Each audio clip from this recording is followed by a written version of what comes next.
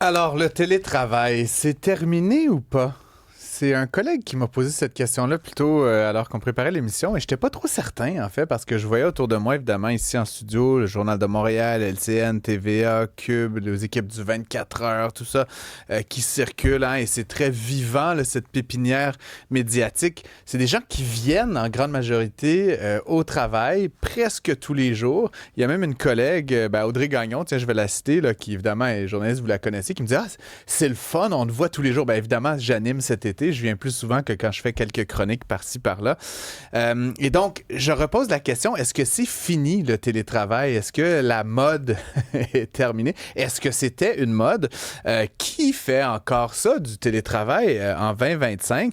Bien, évidemment, tout plein de gens, mais ce qu'on a vu ces derniers mois, puis ça a commencé au sortir de la pandémie, mais ça s'est un peu accéléré là, ces derniers mois ou dans la dernière année.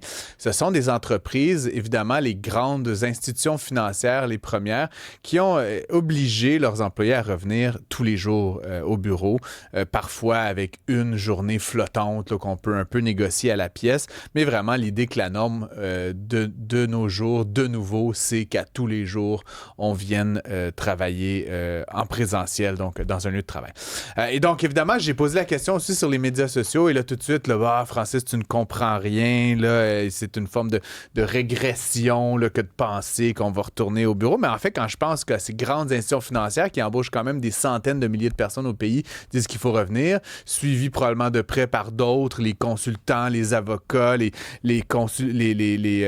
sociétés là, constituées de professionnels qui vont obliger les jeunes et moins jeunes à revenir au travail. Puis je pense évidemment à ceux qui nous écoutent, peut-être notamment les femmes de chambre, les éboueurs, les travailleurs du domaine du commerce au détail, les travailleurs de la construction, les infirmières, les chauffeurs d'autobus, les mécaniciens automobiles, les coiffeuses, les policiers, les agriculteurs, les boulangers, les militaires, les politiciens, les cuisiniers, les employés du secteur manufacturier, les représentants sur la route. Fred Bastien, oui, faut être là. Hein? Faut être présent. Là, Fred bonjour, Bastien, Francis. bonjour. Mais effectivement, c'est difficile de passer outre quand même. Tu sais, là, j'ai fait volontairement une très longue liste, mais de passer outre le fait que tous ces gens que je viens de vous nommer, ce sont des gens qui font en sorte que la société fonctionne. Des gens qui font en sorte qu'on est soigné, qu'on est nourri, qu'on a les cheveux, puis les dents propres, puis qu'on est capable de s'acheter des vêtements. Puis, et franchement, si tout le monde se mettait en télétravail, il n'y aurait plus de société. En fait, je veux pas faire le drame, mais ça s'effondrerait, hein? Il y aurait plus société. Et donc, ma réflexion, encore une fois, sans vouloir être inutilement provocateur, mais c'est quand même que le télétravail, c'est le privilège d'une petite minorité de gens, surtout riches, surtout éduqués, surtout col blanc, qui font souvent du travail qu'on pourrait dire non essentiel. Est-ce que je peux dire ça? Et il y en a beaucoup qui fulminent en t'entendant présentement, Francis.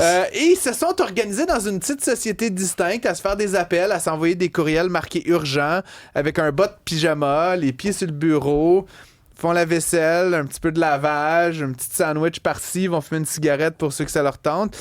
Puis je trouve que des fois, ça me semble témoigner quand même d'un certain mépris des autres de penser que ça, c'est la norme. Parce qu'à la limite, oui, là, il y a des corps de métier là, plus professionnels, plus col blanc, qui ont peut-être ce privilège-là, mais c'est plutôt une exception, en fait.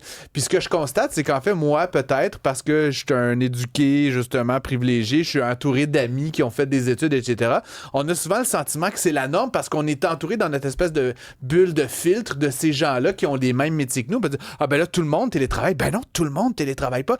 Très peu de gens télétravaillent, en fait, finalement. Et la petite gang de gens qui télétravaillent, ils sont évidemment dans une classe à part, puis je sais pas dans quelle mesure ça favorise la cohésion sociale que d'avoir quelques privilégiés dans leur pyjama, dans leur bureau en banlieue, contre tout le reste qui, évidemment, sont au travail, obligés d'être au travail, à heure fixe, parce que vous savez quoi, un hôtel, c'est 24 heures par jour.